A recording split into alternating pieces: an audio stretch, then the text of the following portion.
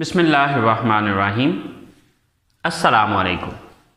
So guys, welcome to my YouTube channel Knowledge for Students. So guys, आज हम English की दूसरी class के साथ हाजिर हैं. पिछली क्लास के अंदर हमने कुछ अल्फाज पढ़े थे. आज हम उन अल्फाज को जुमलों की सूरत में इस्तेमाल करना सीखेंगे. देखिए, जब भी हम बात करते हैं तो हम वो बात जुमलों की सूरत में कर रहे होते हैं. बेसिकली जुमला या सेंटेंस क्या होता है?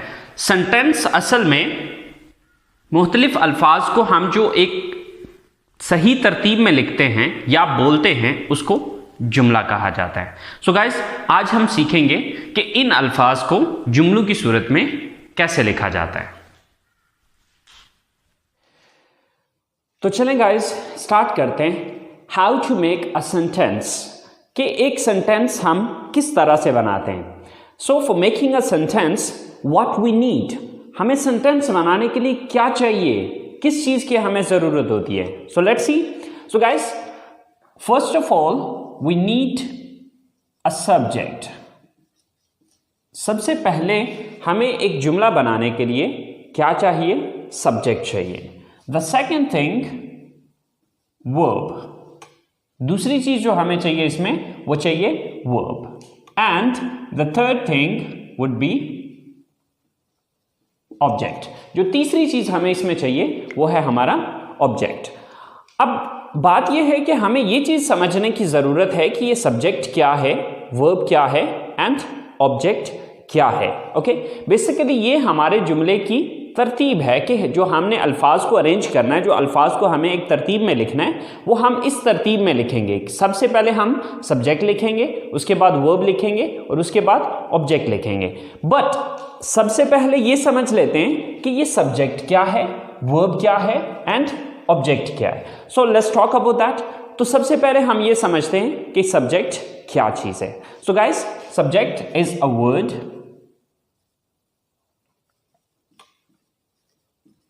or a phrase which shows who or what does the action in a sentence. A word, एक लफ्ज और अ फ्रेज या फिर एक फ्रेज विच शोज, जो कि जाहिर करता है हु, कौन, और व्हाट या फिर क्या, डज द एक्शन, काम करता है इन अ सेंटेंस, जुमले में. यानी कि एक ऐसा लफ्ज या फिर एक ऐसा फ्रेज जो कि ये जाहिर करता है कि जुमले में काम कौन कर रहा है या क्या चीज है जो जुमले में काम कर रही है. तो शॉर्टकट में अगर अपने अल्फाज में कहना चाहूं तो मैं ये चीज कहूंगा कि जुमले में सब्जेक्ट कहा जाता है उसको जो काम करने वाला होता है. तो शॉर्टकट ये कि काम करने वाले को सब्जेक्ट कहा जाता है. फॉर एग्जाम्पल, मैं कॉलेज जाता हूं. अब ये एक सेंटेंस है या ये एक जुमला है. अब इस जुमले में मुझे ये देखना है कि ये काम कौन करता है. मैं कॉलेज जाता हूं, तो ये काम कौन करता है? कॉलेज कौन जाता है? मैं जाता हूं. तो मैं यहां पर क्या है? सब्जेक्ट है. सेम लाइक दैट,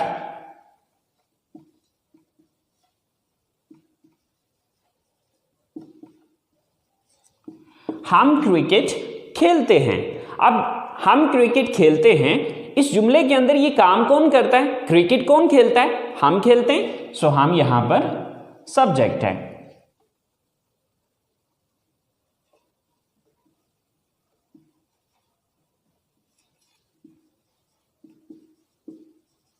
गाय घास खाती है. अब ये काम कौन करता है? यहां पर इस जुमले को अगर हम देखें तो ये काम गाय करती है. घास कौन खाती है? गाय खाती है. सो गाय यहां पर सब्जेक्ट है. तो सिंपल ये कि जुमले के अंदर काम करने वाले को सब्जेक्ट कहा जाता है. सो गाइस, चले हम चलते हैं अपने सेकंड पॉइंट की तरफ. सो हमारा सेकंड पॉइंट है verb. So what is a verb? Verb होता क्या है? तो चले देखते हैं. A word which shows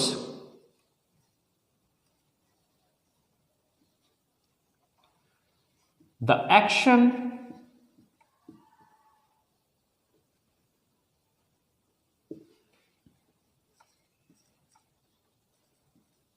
occurrence or a state. A word एक लफ्ज which shows जो कि जाहिर करता है the action किसी एक्शन को, occurrence किसी वाक्य को और a state या फिर किसी हालत को. Okay, so for example,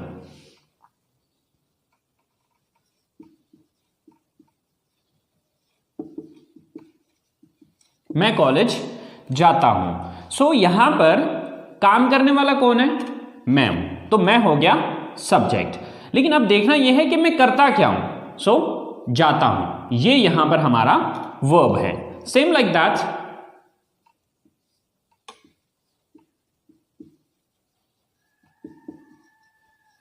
हम क्रिकेट खेलते हैं. ये काम कौन करता है? हम करते हैं. तो हम हो गए सब्जेक्ट. अब हम करते क्या हैं? खेलते. सो खेलते यहां पर वर्ब है. ओके,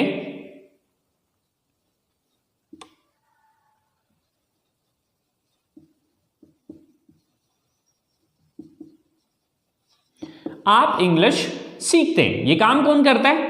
आप करते हैं. तो आप हो गए सब्जेक्ट. लेकिन आप करते क्या हैं? सीखते हैं. तो सीखना वर्ब है. ओके, अगर मैं शॉर्टकट अपने अल्फाज में इस चीज को बयान करूं तो वर्ब कहा जाता है जुमले के अंदर जो भी काम हो रहा होता है. यानी कि सिंपली पहले नंबर पे आपने ये देखना है कि काम करने वाला कौन है. कौन है जो एक्शन को सर अंजाम दे रहा है या काम को सर अंजाम दे रहा है. फिर दूसरे नंबर पे काम कर क्या रहा है. ठीक है, तो वर्ब हो गया कोई भी काम. तो सेकंड नंबर पे जो आपने चीज लिखनी होती है वो है verb.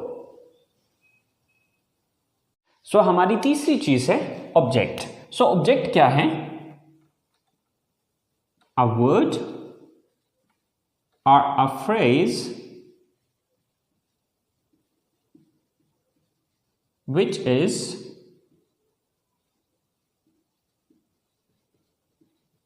affected by the action of a verb. A word एक लफ्ज और अ फ्रेज या फिर एक phrase which is affected by the action of a verb, जिस पर किसी वर्ब का या किसी काम का असर हुआ होता है. तो यानी कि शॉर्टकट अगर मैं अपने अल्फाज में समझाऊं तो जिस चीज पर काम वाकया हो रहा होता है उस चीज को ऑब्जेक्ट कहा जाता है. मिसाल के तौर पे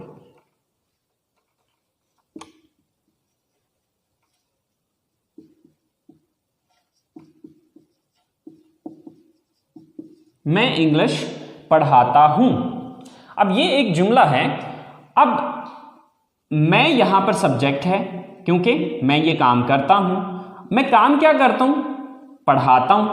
तो ये काम हो गया. लेकिन पढ़ाता क्या चीज हूं? ये पढ़ाने का अमल किस चीज पे हो रहा है? इंग्लिश पे.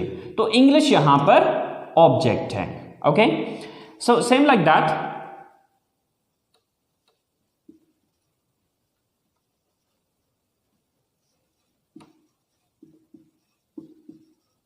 गाय घास खाती है. सो ये काम कौन करता है? गाय करती है. सो गाय सब्जेक्ट है. काम क्या करती है? खाती है. सो ये वर्ब है. लेकिन खाती क्या चीज है? ये खाने का अमल किस चीज पे हो रहा है? घास पे हो रहा है. तो घास जो है ये ऑब्जेक्ट है. ओके, सो आपने ये चीज याद रखनी है कि हमारा जो ऑब्जेक्ट है वो क्या चीज है? जिस चीज पर काम वाक़या हो रहा है. ओके, अगर मैं सादा अल्फाज में इस स्ट्रक्चर को समझाना चाहूं तो सिंपल मैं ये कहूंगा कि सब्जेक्ट काम करने वाला, वर्ब काम, an object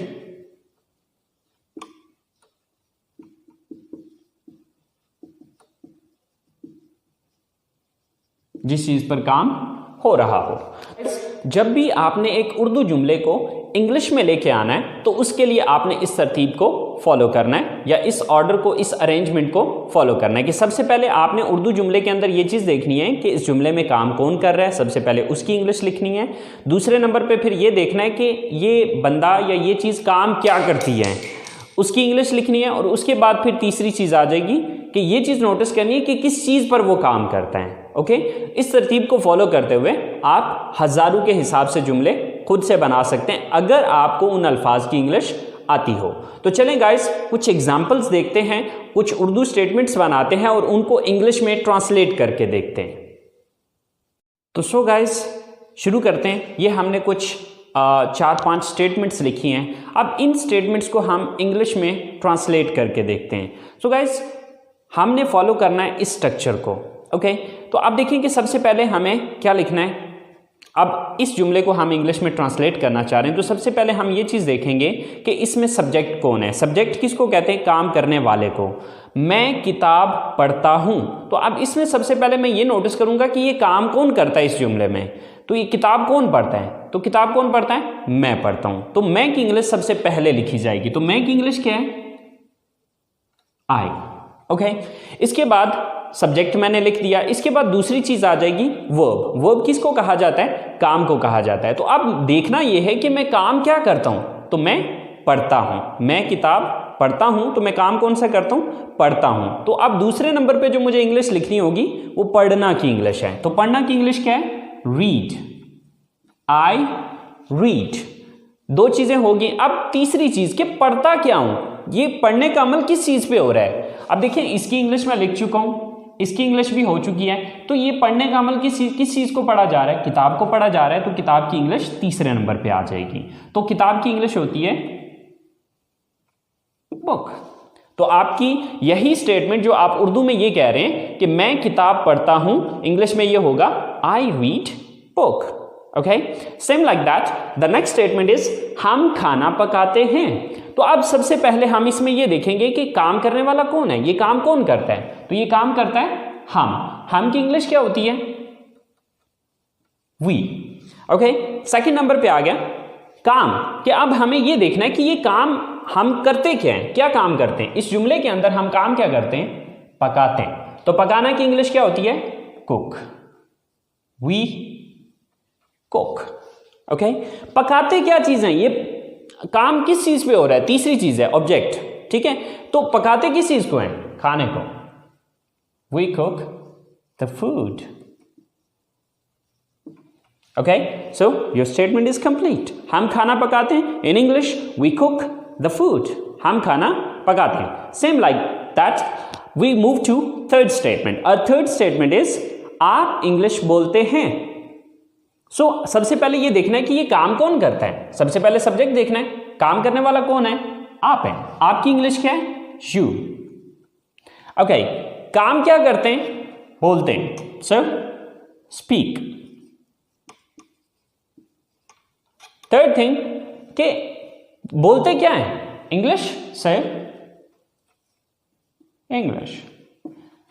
so your complete statement is you speak English. वो कपड़े खरीदती हैं, मतलब वो काम कौन करता है? वो, यानी कि वो ज्यादा है, वो लेडीज हैं, वो लड़कियां हैं। सर वो जमा की इंग्लिश क्या होती है? they। फिर काम क्या करती हैं? वो खरीदती हैं, buy। they buy। खरीदती क्या चीज है? कपड़े। sell clothes। they buy clothes। वो कपड़े खरीदती हैं। Same like that the last statement is Asim और आमिर क्रिकेट खेलते हैं। सो काम कौन करता है? Asim and Aamir.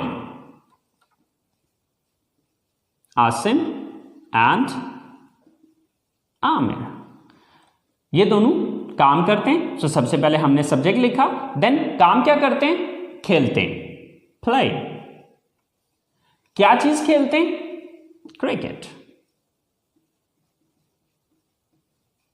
So, Asim and Aamir play cricket. Asim और आमिर क्रिकेट खेलते हैं। सो गाइस, आपने मेन आपकी ये स्ट्रक्चर है। If you understand this thing, this is really really important. ये बहुत इंपॉर्टेंट चीज है। अगर आप इस चीज को अंडरस्टैंड कर लेते हैं तो हजारों के हिसाब से जुमले आप खुद से बना सकते हैं। It's not difficult, it's very simple, very easy. Okay, if you understand this thing, this is the main point. ये हमारा मेन पॉइंट है। और अगर आप इस चीज को समझ जाते हैं तो आप आसानी से हजारों के हिसाब से जुमले बना सकते हैं। अगर इन अल्फाज की आपको इंग्लिश आती हो। ओके, सो गाइस आज हमने सीखा कि एक सिंपल सेंटेंस बनाने के लिए हमें किन चीज़ों की ज़रूरत होती है। तो हमने समझा कि हमें 3 चीज़ों की ज़रूरत होती है। Number 1 subject, number 2 verb and number 3 object. Subject मैंने बताया कि काम करने वाले को सब्जेक्ट कहा जाता है। ये आपकी सबसे पहली चीज़ है जो आपने उर्दू से इंग्लिश में ट्रांसलेट करते हुए सबसे पहले नंबर पे रखनी है। दूसरे नंबर पे आ जाएगा वर्ब। वर्ब कहा जाता है किसी भी एक्शन या किसी भी स्टेट को, मतलब किसी भी काम को आप सिंपल अपने अल्फाज में काम कह सकते हैं। कि देखना ये है कि जो काम करने वाला है वो काम क्या कर रहा है। और फिर तीसरे नंबर पे ऑब्जेक्ट, यानी कि ये काम किस चीज़ पर हो रहा है। बस ये तरतीब आप अपने जहन में रखें और इस तरतीब को मद्देनज़र रखते हुए आप हज़ारों स्टेटमेंट्स आसानी से खुद से बना सकते हैं। सो गाइस, ये आप लोगों का होमवर्क है। 10 स्टेटमेंट्स हैं जो कि एज अ होमवर्क मैं आप लोगों को दे रहा हूँ। ओके, सबसे पहली स्टेटमेंट है हम किताबें खरीदते हैं। नंबर 2 वो म्यूज़िक सुनते हैं। नंबर 3 आप फिल्में देखते हैं। नंबर 4 मैं बर्गर पसंद करता हूँ। नंबर 5 हम चाय पीते हैं। नंबर 6 आप कंप्यूटर इस्तेमाल करते हैं। नंबर 7 मैं फुटबॉल खेलता हूँ। नंबर 8 आप उर्दू बोलते हैं। नंबर 9 अली और साकिब कॉलेज जाते हैं। और नंबर 10 हम जूस पीते हैं। सो गाइस, ये 10 स्टेटमेंट्स आपने अपने तौर पे कोशिश करनी है, खुद से आपने इन स्टेटमेंट्स को बनाना है और बना के इनको बोलने की कोशिश करनी है। बिकॉज स्टेटमेंट्स लिखना अलग चीज़ होती है, इनको बोलना एक अलग चीज़ है। सो हम बात कर रहे हैं स्पीकिंग की। ओके, सो आप जितना ज़्यादा आप इन अल्फाज को, इन जुमलों को अपनी ज़बान से अदा करेंगे उतना ज़्यादा आपकी रवानी बनती चली जाएगी। सो गाइस, कल ये स्टेटमेंट्स मैं खुद भी बना के आपको बताऊंगा, तो आप देख लीजिएगा कि आपने उन स्टेटमेंट्स को कैसे बनाया था और मैंने इन स्टेटमेंट्स को कैसे बनाया है। अगर कोई थोड़ी बहुत मिस्टेक हो गई है, डजंट मैटर, स्टार्ट है, स्टार्ट में डेफिनेटली थोड़ी बहुत मिस्टेक्स होंगी, बट कोई मसला नहीं है। आपने कोशिश करनी है अपनी तरफ से इस काम को करने की, and with the passage of time इंशाल्लाह आप अपने अंदर चेंजेस देखेंगे कि आप इस चीज़ को इम्प्रूव कर रहे हैं। सो गाइस, उम्मीद करता हूँ आपके आज के लेसन को आप लोगों ने एंजॉय किया होगा, एंड इंशाल्लाह ज़िंदगी रही तो मुलाकात होगी आपसे अगले लेसन के साथ। Wish you all the best. So अल्लाह हाफिज़।